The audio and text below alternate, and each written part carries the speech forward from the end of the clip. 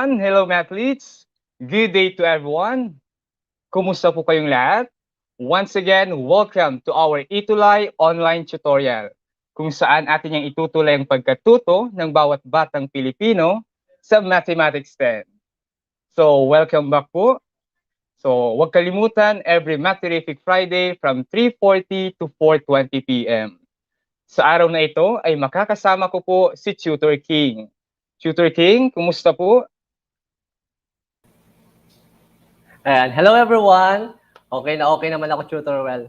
Good afternoon everyone from all over the Philippines, from Luzon, Visayas, and Mindanao na nakatutok at walang sawang na nanonood dito sa ating EdTech Live natin ngayong oras na ito. Ako nga pala si Tutor King from SDO Tarlac Province. Okay, thank you so much, Tutor King. So mamaya, mathletes, makakasama pa natin si Tutor King para ituro sa atin ang isa pang math lesson for this session. Okay po? So this time, ang pag-uusapan natin ngayon ay illustrating and solving problems involving polynomial equations. So pang week 8 na po natin ito. So what do you think? Kaya po? So alam ko kaya natin ito. So, by the way, we have the math challenge of the week. Nasagutan niyo po ba yung math challenge natin last time? Okay, ano nga ba yung naging math challenge natin last time? So, we have this one. Anna and Mark are identical twins. In their assignment in algebra, they were asked to get the factored form of x cubed minus 36x.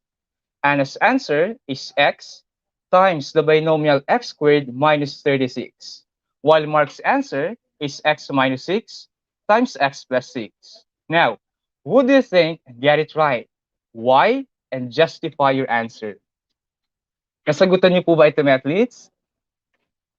Okay, the answer for this given problem is Anna get the correct answer because x cubed minus 36x has a common monomial factor, which is x. Therefore, the factor of x cubed minus 36x is x times x squared minus 36.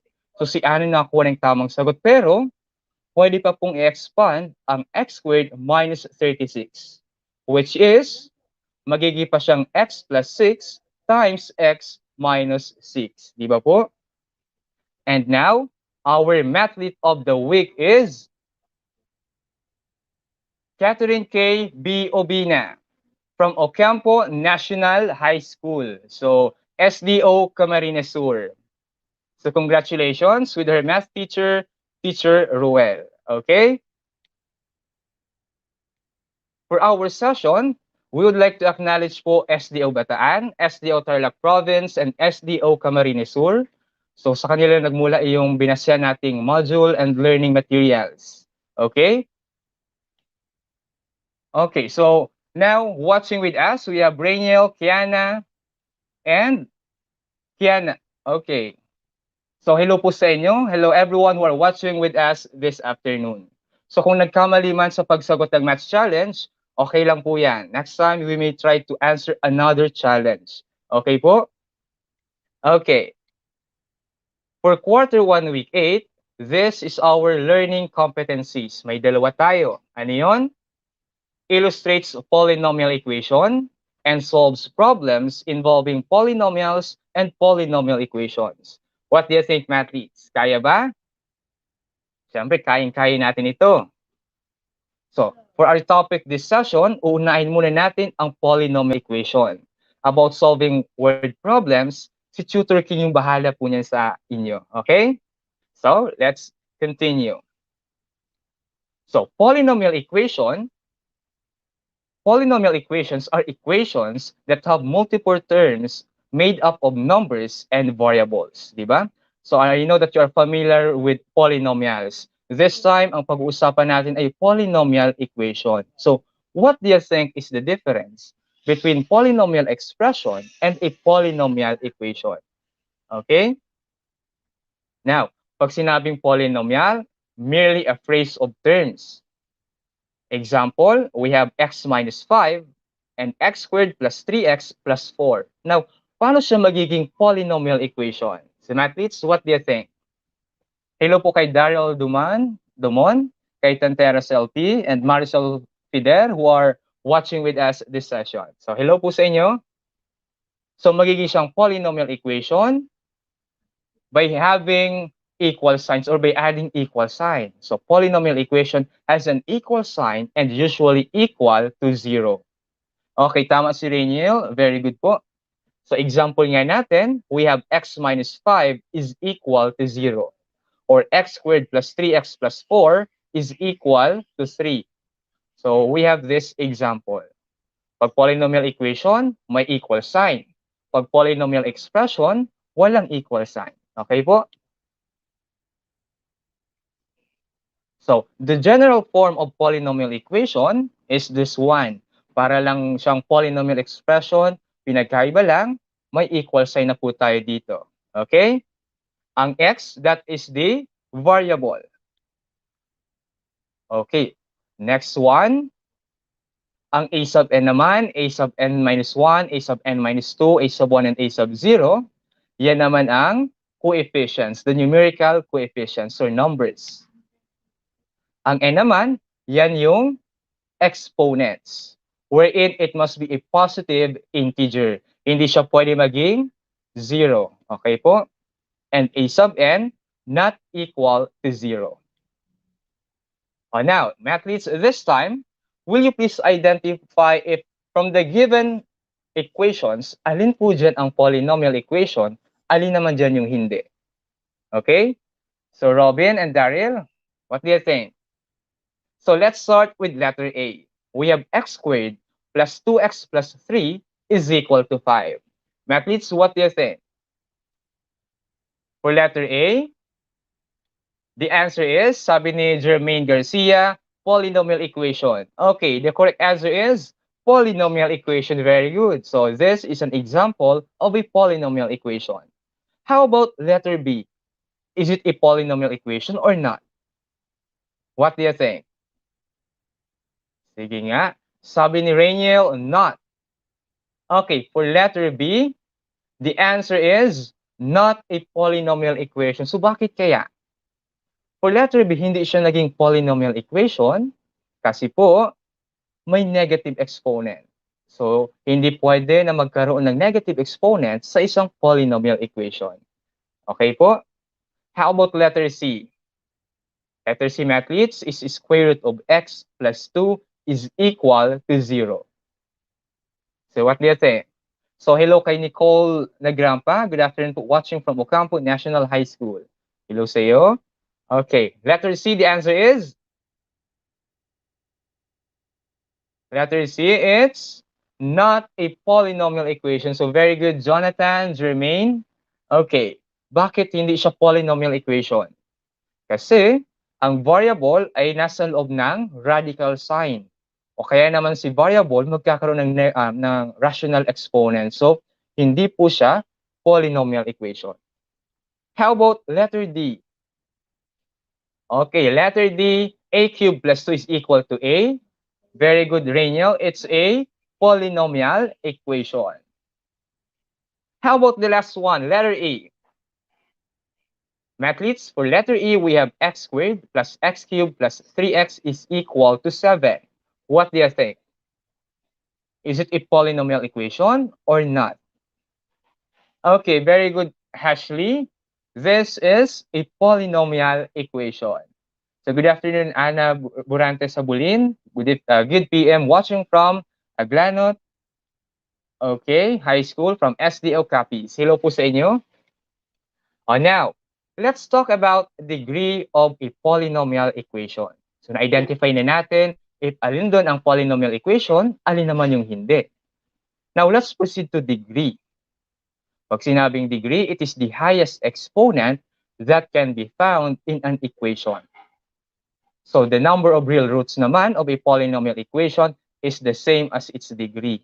Okay, now, we have 3 given equations. What do you think is the number of degree? What do you think is the degree and the number of roots for the given polynomial equations? Okay nga, let's start with x squared plus 2x plus 3 is equal to 0. So what do you think? The first given polynomial equation, okay, second degree polynomial equation siya. Tama si Jonathan. Now, how about the number of roots? Ilan yung possible number of roots or possible values of x sa given equation na ito? Kung naka-x squared siya, ang number of roots niya will be 2. So may dalawang possible roots. Okay, very good, Gerald, Rainiel, Jonathan, Ashley. Okay, very good po. How about the second one? Yung second naman tayo, we have x raised to 15 plus 3 is equal to 0. What do you think? Ano yung degree niya? And also the number of roots. Since pareho lang sila, okay, very good, Jonathan Gibayan, Rainiel, and Ashley. The answer is 15. Okay, very good. How about the last one? Sige nga. Patingin niyo, mahirap ba ito? Yung last one natin. Last polynomial equation is x times the quantity x plus 2 times the quantity x minus 3 is equal to 0. What do you think is the degree, the highest degree, and the number of roots? So, athletes, what do you think? Okay, may nagsabi 1. 1. Okay, kapag itong polynomial equation na to class or athletes, sinimplify nyo pa po into standard form, magkakaroon siya ng exponent na 3. So, magiging siyang third degree equation. So, ang number of roots niya, we have 3 possible values of x. Okay? So, hello, Ma'am Karen Carbonell Gonzalez Marcelo, who are watching with us this afternoon. Hello, ma'am. Okay, now, this time, we will find the roots of a polynomial equation. So, paano po ba malalaman yung values ni x? May value pa nga ba si x, athletes? Siyempre, meron yan. Merong value si x. So, how are we going to find the value of x or how are we going to find the roots? So, mayroong dalawa. We may apply zero product property or by applying the factor theorem. So, paano yun? What do you think? Okay, so ganito yan, athletes. Let's start with zero product property. Okay po? Under zero product property, ganito lang yung kasimple. If AB is equal to 0, then either A is equal to 0, B is equal to 0, or both. Kapag ang product ni A and B ay 0, either of the values of A or B is 0, or pwedeng pareho sila 0, kasi 0 times 0 is 0. So to make it clear pa po, let's have an example. Sabi ni Jonathan Gibayan, sir, may value si x kasi may pinagsamahan naman kayo. Grabe. Okay, naghugot doon si Jonathan. So, for this one, may value talaga si x. Ano yung value ni x? Aalamin po natin. Okay? So, example number 1. X minus 1 times x minus 3 is equal to 0. By zero product property, since equal to 0 yung dalawang products, ngayon ihiwalay natin sila.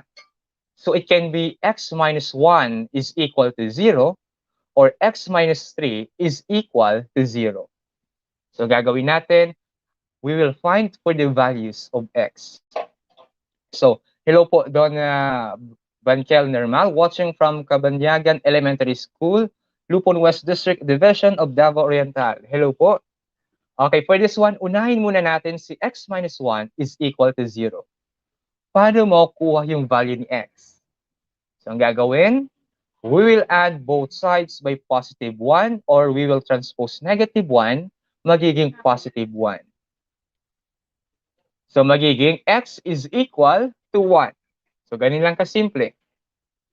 How about x minus 3? So, it is equal to 0. Mag-add both sides by 3.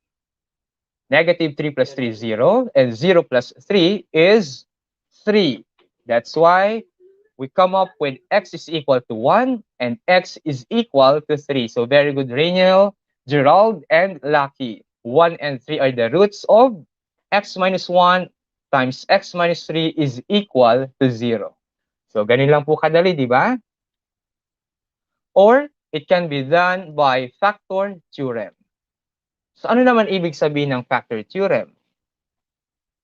So the polynomial p of x has x minus r as a factor if and only if p of r is equal to 0. So ang x minus r po, yan yung binomial. So that's the divisor ng isang polynomial function or equation. So kapag ang p of r is equal to 0, then ang given x minus r is a factor of the given equation. Para mas malinaw, proceed tayo sa example. Okay po? So we may use synthetic division to do this one. X cubed plus 6x squared plus 11x plus 6 is equal to 0. Tanda niyo pa po ba yung paggamit ng synthetic division? Okay, ang una nating hanapin is the coefficient po ng bawat terms. Pero dapat naka-arrange yung terms. As you observe, naka-arrange naman from 3, 2, 1, and 0 na constant lang yung term. Okay, so isulat natin yung coefficient. We have 1. Okay, we have 1, 6, 11, and 6. Okay, tapos yung nasa left part naman is 1. Bakit 1? Magta-try tayo, ano kayong possible root niya? Say for instance, ang x is equal to 1. Kaya nilagay natin dyan 1. Kapag x is equal to 1, ang possible factor niya will be x minus 1. Pero i-check muna natin kapag si x minus 1 ba factor niya. Paano masasabing factor? 0 yung pinaka-last part. Check natin. We have synthetic division. Ano yung sunod na step? Ibababa si 1. Bring down 1. After bringing it down, multiply si 1 kay 1. 1 times 1 is 1. After multiplying, what is next? I-add natin or i-combine. 6, 1, it will be 7. After that, what do you think? So, i-multiply na natin siya. 7 times 1 is 7. Then, combine. 11 plus 7 is 18. Multiply.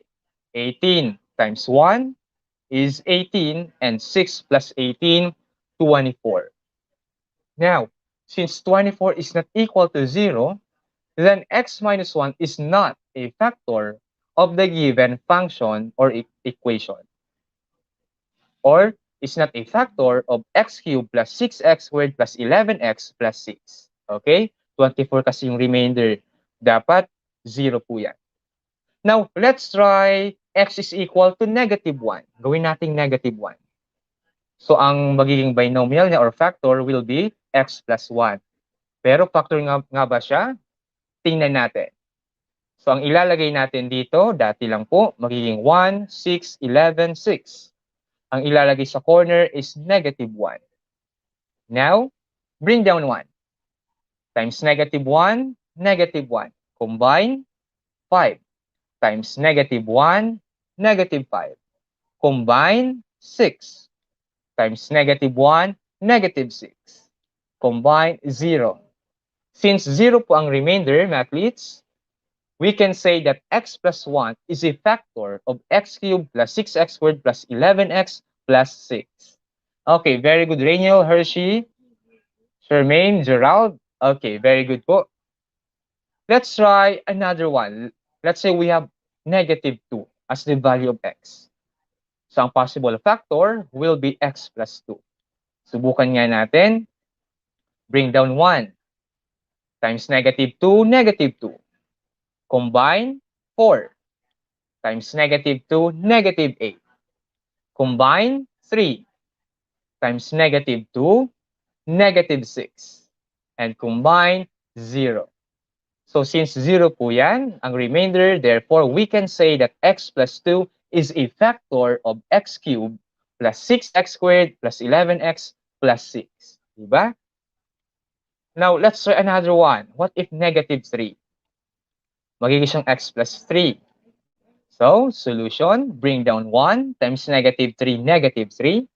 Combine, 3 times negative 3 is negative 9. Combine 2 times negative 3 is negative 6 and combine 0. So very good, Hershey, Kim, Gerald, John Carl, Kiana, and Rainiel.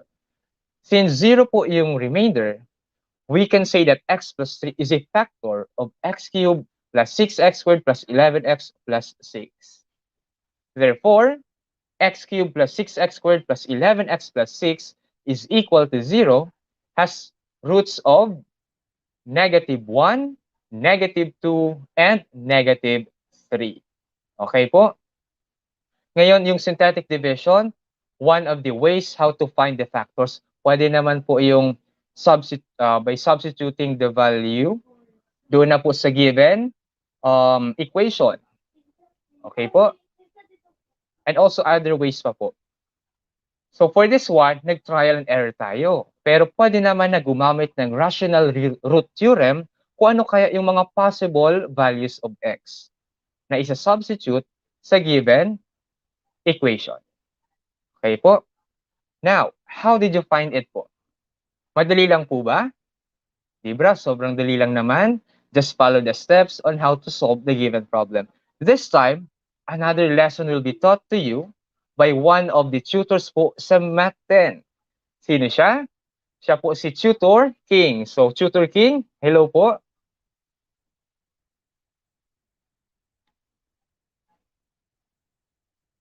Tutor King will be presenting po to you the problems involving polynomials and polynomial equations.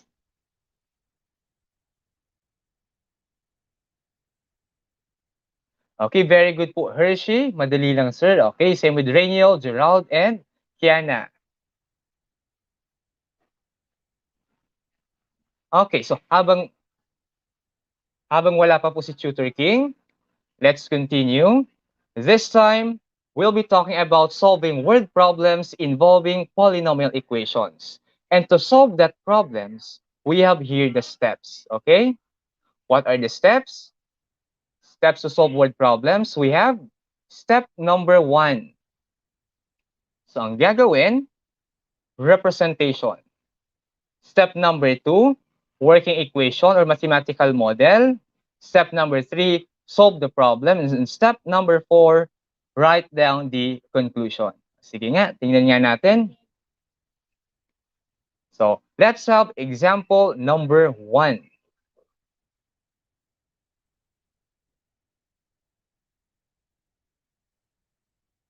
Okay, example number 1.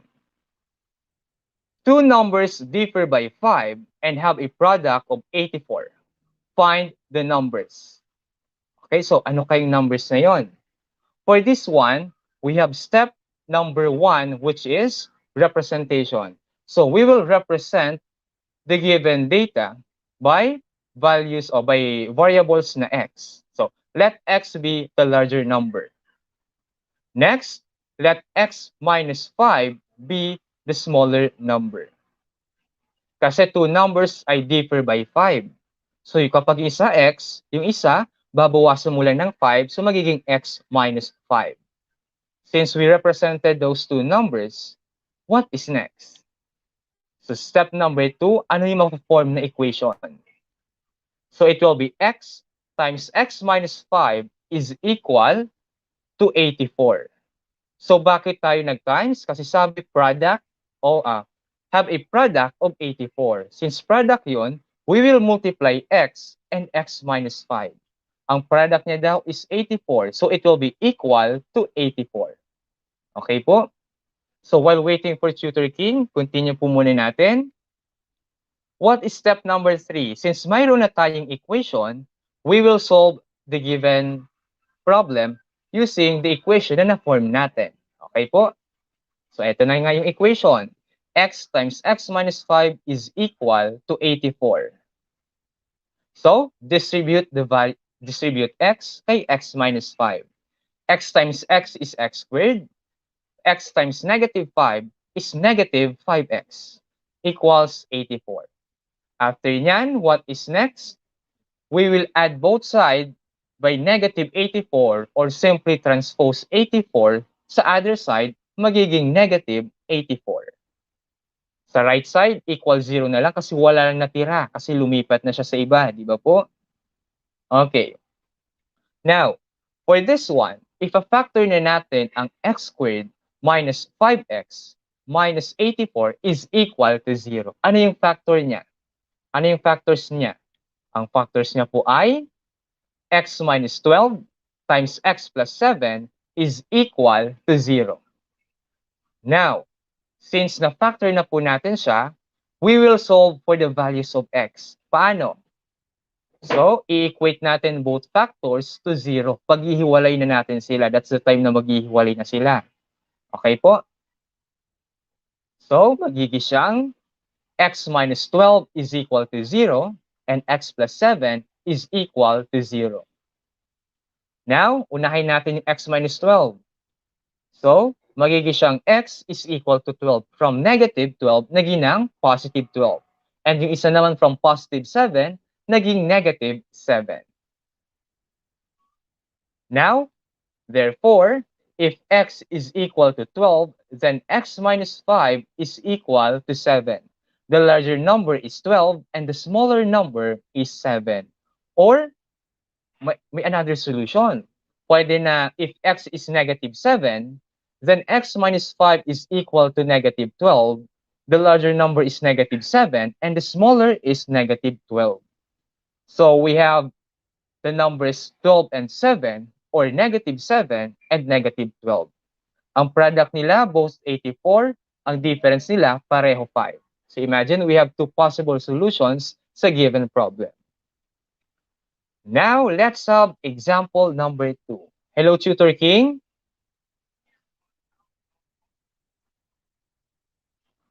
Okay, example number 2. Ito naman. If the sides of a cubic box are increased by 1, 2, and 3 units respectively to form a cuboid, then the volume is increased by 52 cubic units. Find the volume of the cubic box. So what do you think? Medyo mahirap ba? So madali lang po. Ito iisa-isay natin. We will represent the given data by this one. So ang x natin be the side length of the cube. Since cube siya, equal yung measurement ng length. Ngayon, we have let x plus 1 be the width of cuboid. Let x plus 2 be the height of cuboid, and let x plus 3 be the length of the cuboid. So nakalagay, magpa-plus 1, 2, and 3 tayo para sa width, height, and length ng cuboid respectively. Next, sabi daw, let x cube be the volume of the cubic box. Okay. Now, what will be the working equation? So, simple lang, since volume siya, i-multiply natin yung tatlo. Ano-ano yon? We have the length, width, and height ng given cubic box or cuboid. We have x plus 1 times x plus 2 times x plus 3 is equal to the volume ng cubic box na x cube plus 52 kasi nag-increase by 52 cubic units. So, yan yung magiging equation. So, madali lang po ba? Okay. Now, since may working equation na tayo, isosolve na natin yung given problem. Okay? Now, we have this one. Nakalagay na yung equation. For this one, we come up with x cubed plus 6x squared plus 11x plus 6 kapag minultiply po natin ang x plus 1 times x plus 2 times x plus 3.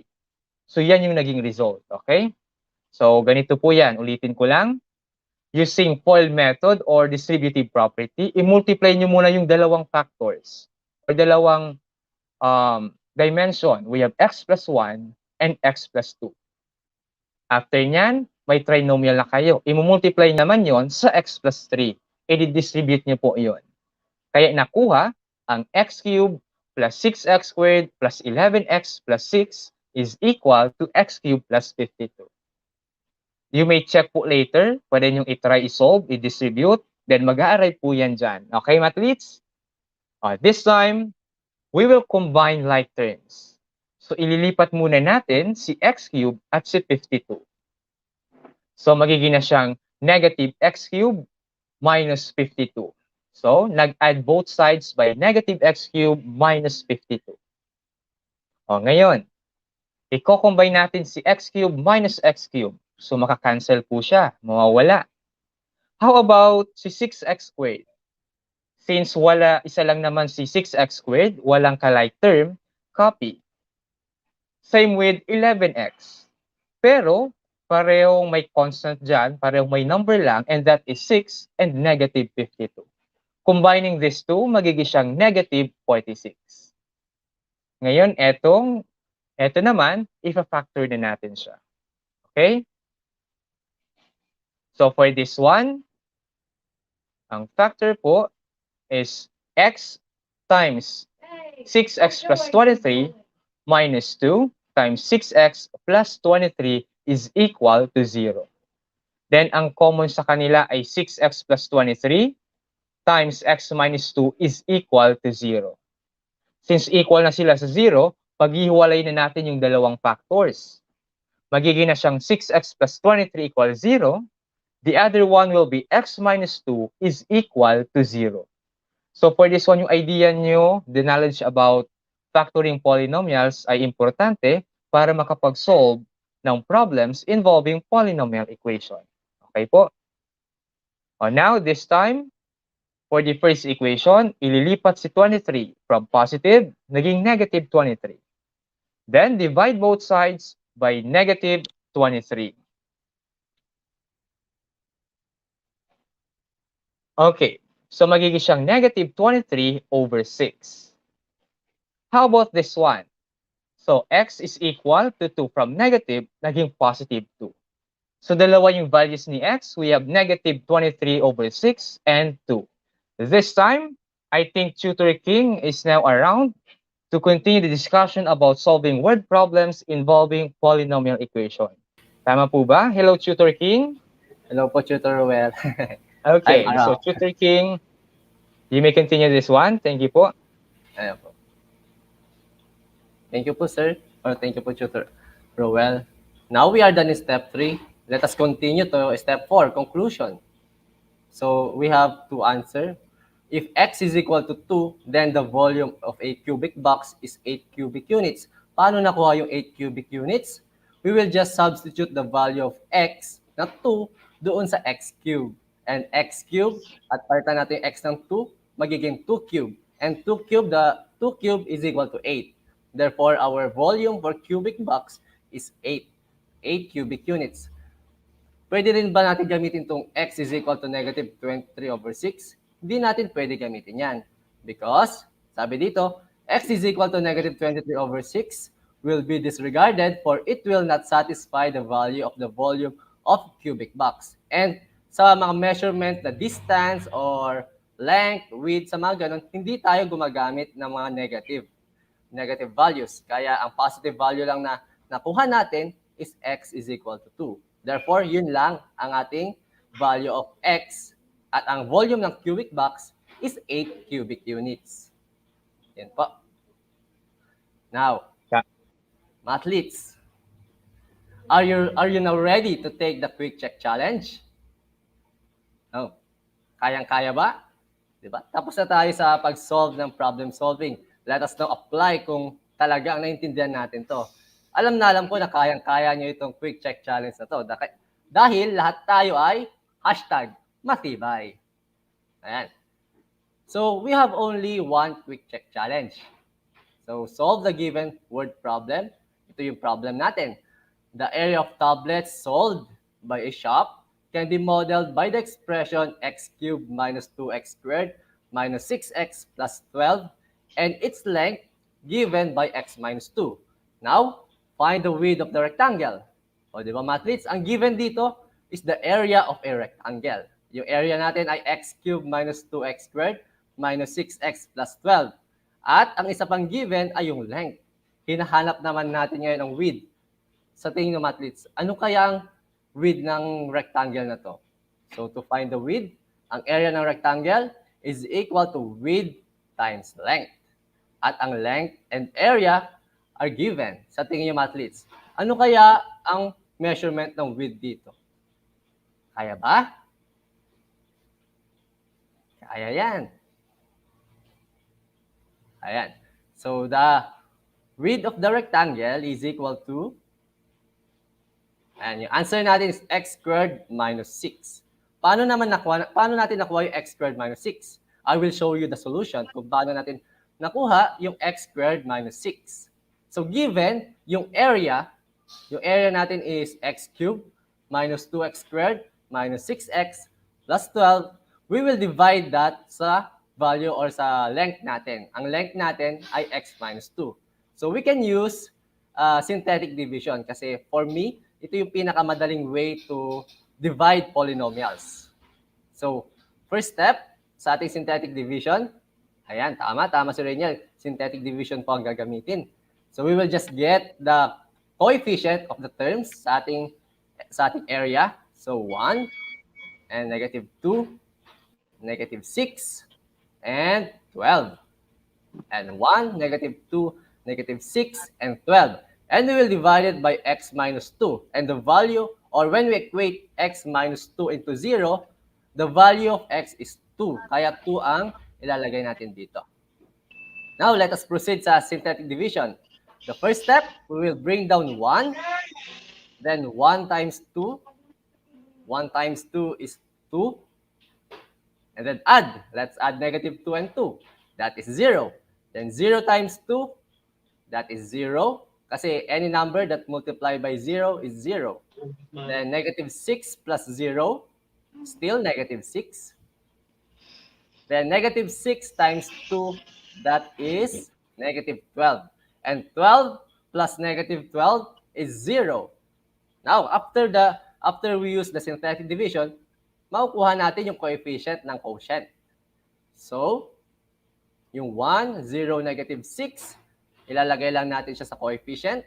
We have 1x squared plus 0x plus negative 6. And when we simplify that, makukuha na natin yung width, which is x squared minus 6. Ayan. Sabi ni Rainiel, ayan, x squared minus 6 po. O, tama siya. Galing. Great. Now, and sabi rin ni Gerald Cultivo, x squared minus 6. So, tama din. Ang galing-galing.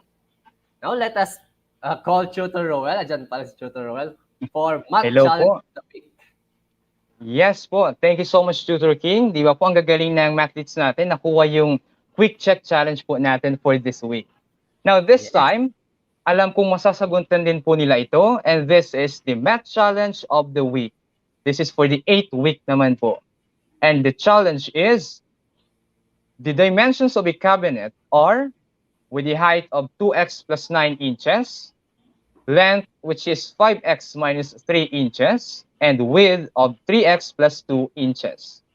If the volume of the cabinet is 7,106 cubic inches, then what is the value of x?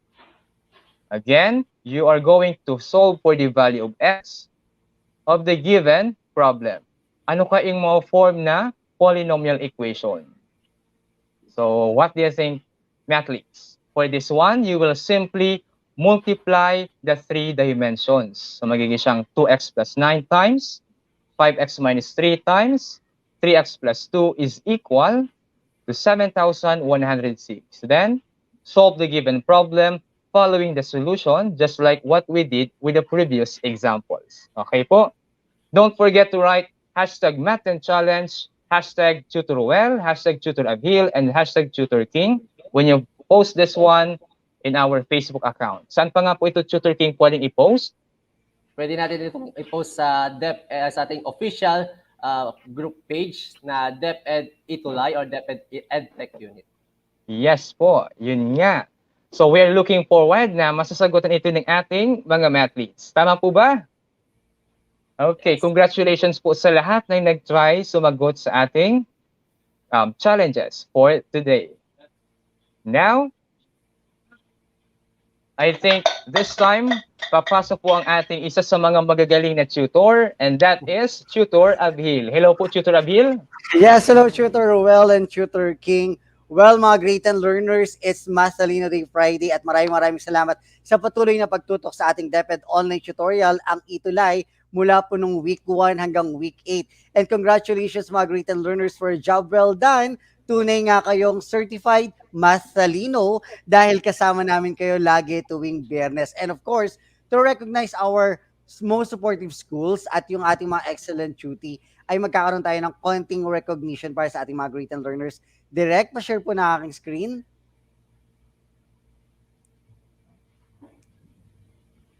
Wait lang natin si Direct ha. Ayun. So, una po sa lahat, we would like to read the citation. Department of Education, Information Communications Technology Services, certificate of recognition is awarded to the following schools as the most supportive school during the first quarter Itulay online tutorial in Mathematics 10 of the school year 2021-2022 conducted by the ICTS Educational Technology Unit given this 12th date of November 2021 in DepEd Central Office, Meralco Avenue, Pasig City, Philippines. Signed by, of course, our yung aking katandem sa Math 10, ang ating math coach Roel Briñas, and of course the junior high school math program head, yours truly, Sir Avil Poblete Mihino, and Sir Mark Anthony Hamisal. At yung isasend po namin sa mga schools ninyo ay kasama rin po ang signature ni Sir Mark Anthony CC, ang ating head ng EdTech unit. So tinanggal ko lang muna kasi nandun yung signature niya. So this certificate is awarded to Doña Magdalena Gafud High School. Congratulations po. At binabati natin at binibigyan din natin ng pagkilala ang Ocampo National High School. Ayan, dyan nakaano si Sir Roel. So maraming salamat sa lahat po ng mga estudyante ni Sir Roel na patuloy na tumututok sa amin. And ang Kuliat High School. Yan, congratulations. And of course, we would like to give this certificate of recognition para sa ating mga excellent duty para sa first quarter kila Nagesh Lay A. Prades from Ocampo National High School, SDO Camarines Sur. Congratulations. Ganyan din kay Catherine K.B. Obina from Ocampo National High School, SDO Camarines Sur. Gerald S. Cultivo from Ocampo National High School, SDO Camarines Sur. Mukhang pinakyaw ng Camarines Sur ito. Chuto Roel, ha? Very good. At napopromote nating mabuti ang ating Math 10, no? Sana sa school ko din, sana all. Tayo ng tutor yung mga school natin sa susunod. Next quarter, gagalingan na nila. Okay, Rainiel Manabat de Vera from Macabebe High School, SDO Pampanga. Leonard Paul Alvarez from Culiat High School, SDO Quezon City. At of course, binabati din natin ang ating guest tutor for quarter 1, si Sir King John Hawk Pasqua from SDO Tarlac Region 3. Congratulations din and welcome formally sa ating Itulay. Una ha, bago po ang lahat, tutor, direct quiz trainer, pwede na pong tanggalin po yung screen ko. So bago ang lahat po, mga great and learners, una sa lahat, babatiin po muna natin ng congratulations, of course, ang aking mentee na si Tutor Roel at i-welcome dahil officially today ay fully pledged na siyang tutor. So hindi na siya mentee, di ba? And Tutor Yes, King, thank you. di ba? Welcome din po and congratulations sa welcome, dun sa ating quarter 2 dahil nga great and learners, makakasama nating tuloy-tuloy si Tutor King dahil usapan namin wala daw mangiiwan hanggang quarter 4, di ba? Tama ba yun? Yes po. Yes po.